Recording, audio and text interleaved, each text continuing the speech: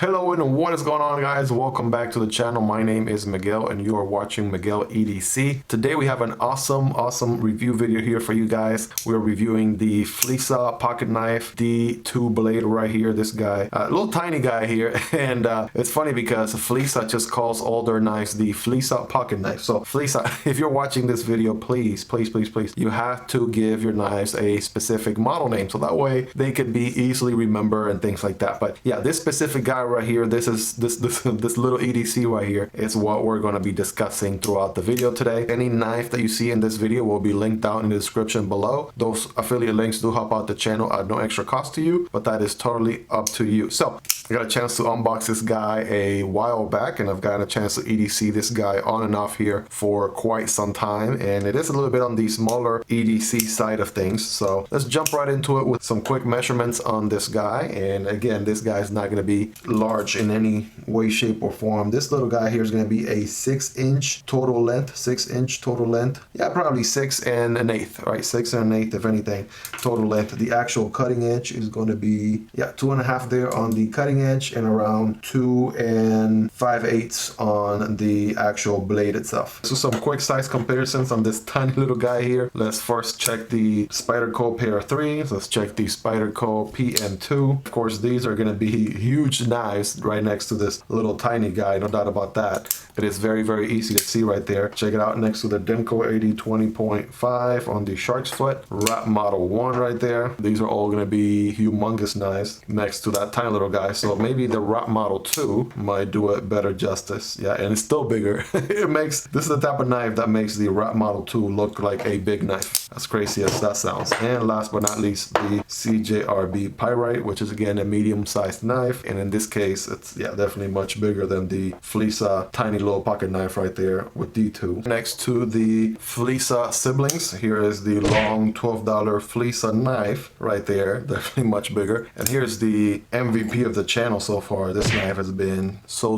good to me, and that is another Flissa. All three of these are Flissa pocket knives. Like, come on Flissa, work on your names a little bit, right? These all have the same name, yet they have a different blade shape, they have a different handle, different blade steels. Come on now. But that sort of gives you an idea right there, right? Sort of like a small, medium, and large folder from the Flissa brand. So how is the action on this guy? How's the action? What do we have going on here? What are we working with? So first of all, we have some wooden handles going on. This guy is a liner lock and wooden handles. It is a flipper deployment. Although I think you flip it with your thumb. Let me test that really quick. You sure can. So thumb deployment works. Okay, all right, let me see. Hold on. It is a tiny guy, so I'm really trying to, like, my hands are not big hands in any way, shape, or form, but I still find this guy so tiny. There it is. So a little bit of effort right there on the on the thumb deployment department. All right, there it is. And then as far as reverse flick, can you reverse flick?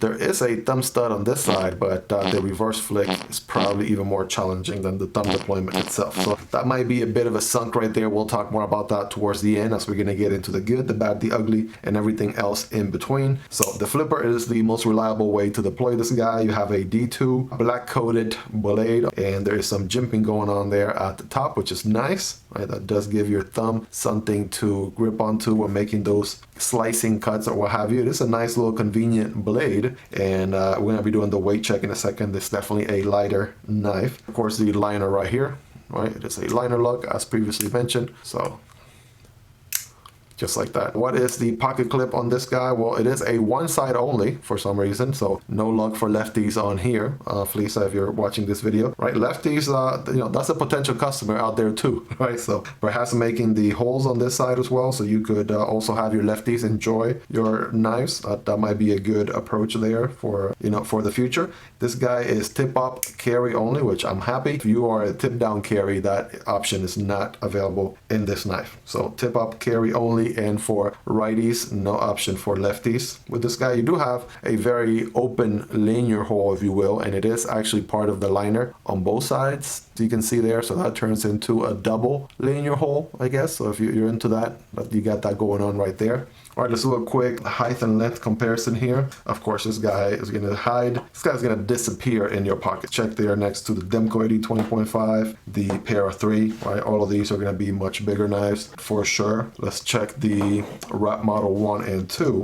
And if anything, it's going to be much more comparable to the Rep Model 2 than the Rep Model 1. This guy, a huge behemoth next to it. And then last but not least, the CJRB Pyrite twins here. The drop point blade and the Warncliffe Alt, Pyrite Alt, still probably a little bit wider, but not by much. So yeah, needless to say, this guy is going to disappear in your pocket. Let's do a quick carry profile right there. It is somehow wider than the Pyrite. It is wider than the Rep Model 2 right there on my right. Very comparable to the Rep Model 1. I want to say right there. Yeah, very comparable. Demco 8020.5 is going to be a lot slimmer, and PM2 and Pair 3, right, those are both going to be still going to be a little bit wider than the PM2. Let's do a quick hardware check on this guy. As always, my tools are highly recommendable and they are linked right down below. Those links do help out the channel at no extra cost to you. They are part of the Strabito tool set, and my guess here is that we have T8 and T6 going on. T8 for the pivot and T6 everywhere else. Let's test that theory really quick. Here we go, pivot.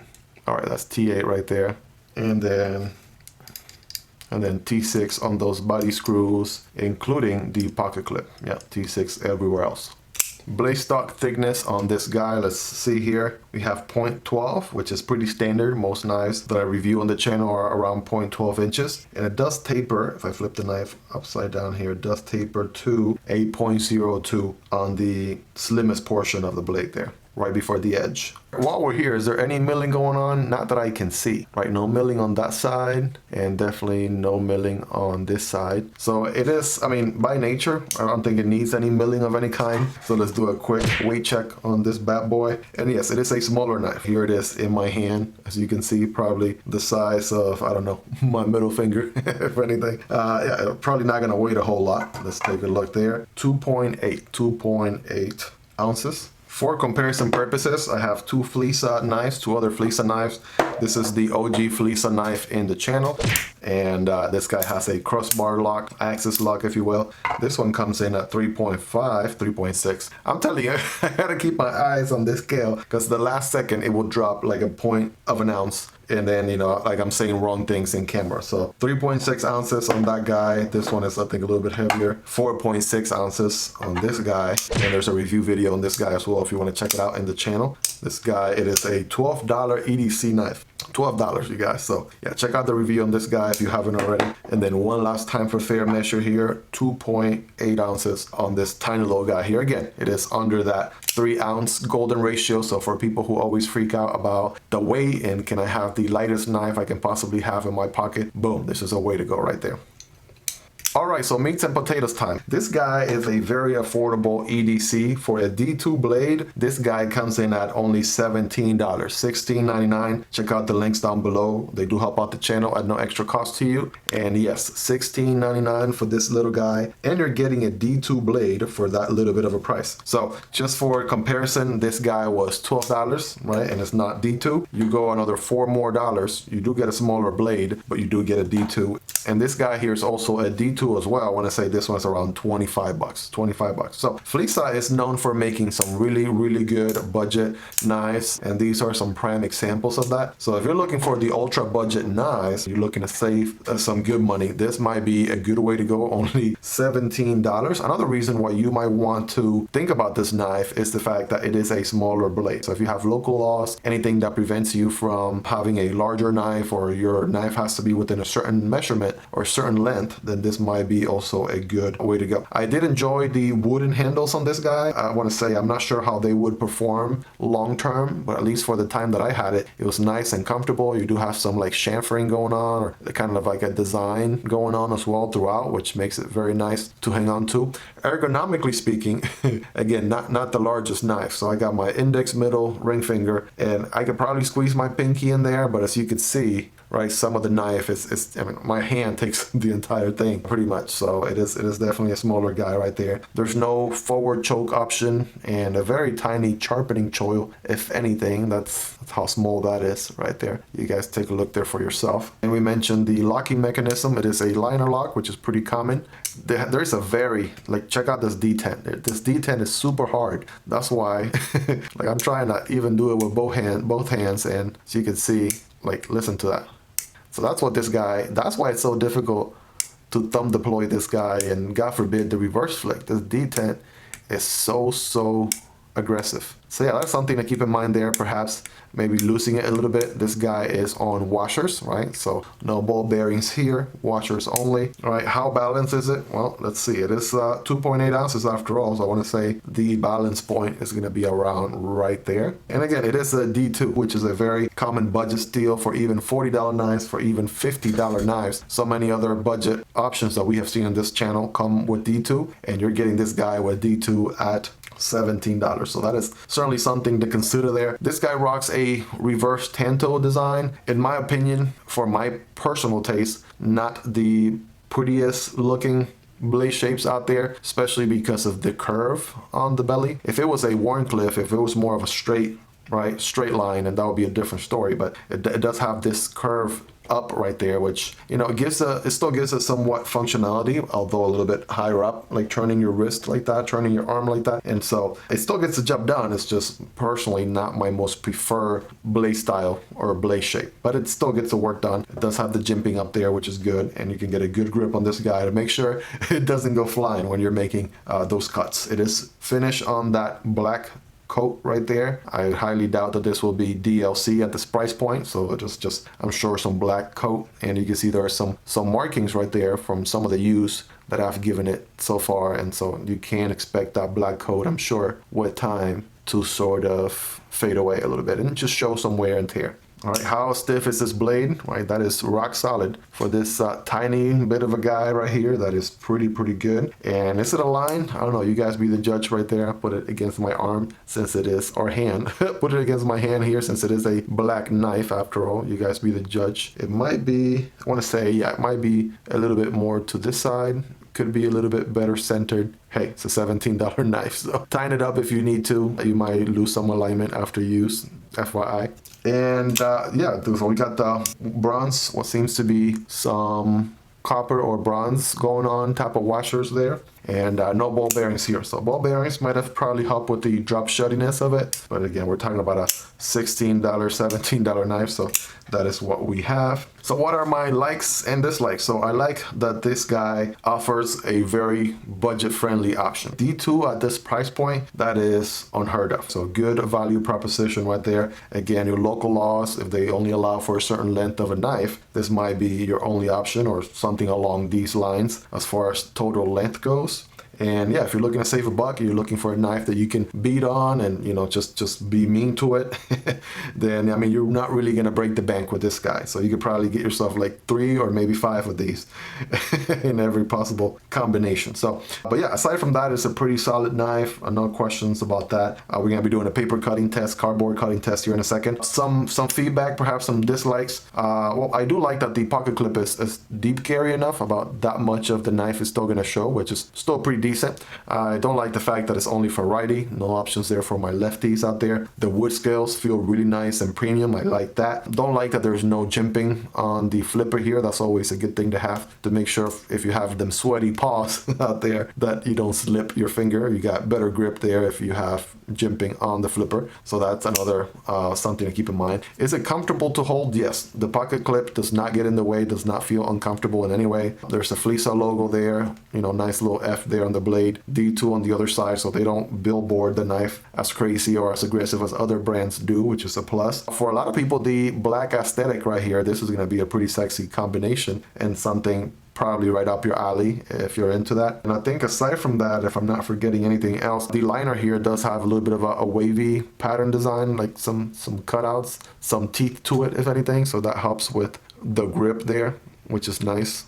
Camera is going crazy, trying to focus on what I needed to focus on. Yeah, other than that, I would have wanted them to make the D10 not as aggressive. Again, it's still a little bit challenging to thumb deploy this guy. I'm glad it has thumb studs, so at least it gives you the option to thumb deploy it. I have reviewed other guys, which again, these are a completely different brand right here, but you know, when a knife only offers one sort of deployment option, that's a little bit of a downside in my book. You know, I like knives that give me multiple options of deployment. So this guy right here is a flipper only, no thumb stud. Just wanted to kind of make a point. And so that's what you have going on here with this guy. You have flipper and then you have thumb stud, right? If the D10 wasn't as aggressive, you could open this guy with your thumb, but the reverse ain't happening, right? You're gonna beat up your middle finger before you even come close to deploying this guy with your middle finger there. And that's just for whatever reason that detent is crazy aggressive. So not sure why they did it that way, but see, yeah. Some could be improved a little bit more ergonomically, you know, for as tiny of a knife as it is. Your pinky does feel a little bit left out of room there. You know, you do run out of handle pretty quick, and your pinky just feels like it's in limbo somewhere. But if you can squeeze them in as far as you can, and you have this jimping here, you know, you should be able to get some use out of it. It's not going to be hand melting argos or anything. It is a smaller factor type of knife, so that is something to keep in mind there. But again, $17. So listen, you know, the proposition, value proposition is there. This knife brings a lot to the table, especially D2 at the $17 price range. That is certainly something worth considering. Do I recommend this guy? I want to say yes. If you're shopping in the ultra budget category, right, and you have less than $20 to buy a knife, I would probably recommend this guy over the $12 Flissa. This one, it's a bigger knife, but it's not D2. So I mean, again, you know, these two are going to be pretty tight, honestly. You get the smaller factor here for $17, but you do get a D2, or you could get a generic blade with, you know, or generic steel blade. I don't think they specify which steel this is on the posting on the website there, but this one's only $12, and it still slices and cuts just like anything out there. Or you could go $25, and this will be my ultimate recommendation for Flissa knives. Now this guy you can't go wrong with. It's a medium size, still D2. It is a crossbar or axis lock, so you could flip this guy all day, every day. You could thumb deploy this guy. You could reverse flick all day, every day. G10 handles. So for me, out of all of these, this guy right here, this one is going to be the way to go. And this guy has been reviewed in the channel already, so I'll post a link to a review for this guy down below for you guys to check it out. But this is where the value is at. Sure, you could save a little bit of money with the other guys, and I mean, for what they cost, which is not really all that much money whatsoever, you could just get them and experiment with them and whatnot. But I feel like this is going to be your best bang for your buck. Paper cutting test on this guy. Here we go. Without further ado, this guy is small but mighty. Boom. He can definitely do some damage with that D2 blade. And it comes really sharp out of the box, and I want to say it has retained quite a good amount of sharpness. All right, go ahead and rate it on the comments from 1 through 10, how sharp or how dull this guy is. Does it need resharpening? All right, you guys let me know. All right, let's do some quick cardboard on there just to call this a very comprehensive test. Not really. So here we go. Can I cut cardboard? And by the way, when cutting cardboard, don't ever cut it perpendicular like this. Kind of do it at a diagonal angle like that to get the best performance out of any knife. And I'm telling you, this guy is small but mighty. It is cutting through this cardboard like it is nobody's business.